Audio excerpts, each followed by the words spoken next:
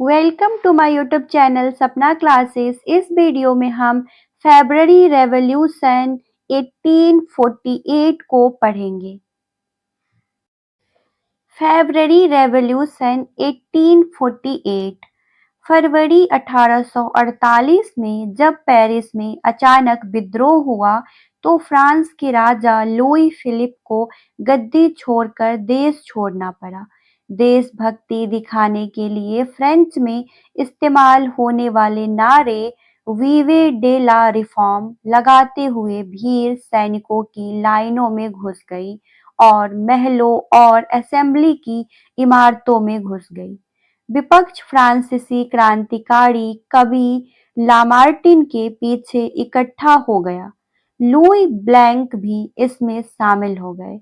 अप्रैल 1848 में हुए चुनावों में सभी को वोट देने के अधिकार के आधार पर बड़ी संख्या में नरमपंथी चुने गए। समाजवादियों की संख्या बहुत कम थी। नवनिर्वाचित विधानसभा ने लुई ब्लैंक की पहल पर शुरू की गई कार्यशालाओं को बंद करने का निर्णय लिया, क्योंकि इन कार्यशालाओं को सामाजिक व्यवस्था के लिए खतरा माना जा रहा था।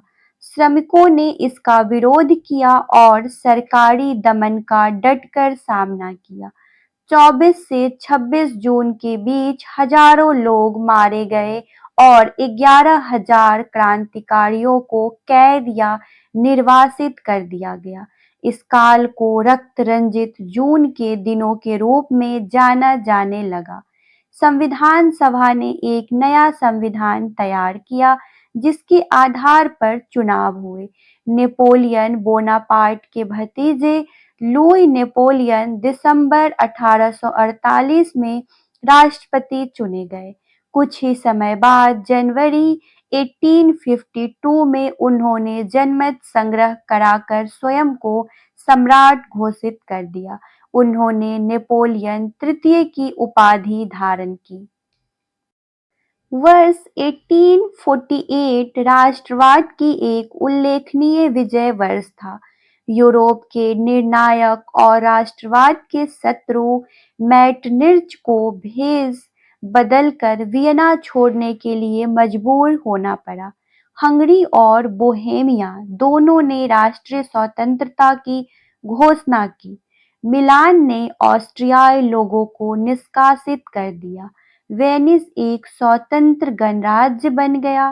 सार्डिनिया के राजा चार्ल्स अल्बर्ट ने ऑस्ट्रिया के विरुद्ध युद्ध की घोषणा कर दी।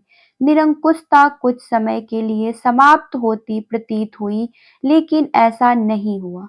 गर्मियों तक सम्राटों ने क्रांतिकारियों पर हमले शुरू किए और बर्लिन, वियना और मिलान जैसे महत्वपूर्ण केंद्रों में लोकतांत्रिक आंदोलनों को कुचलने में सफल रहे।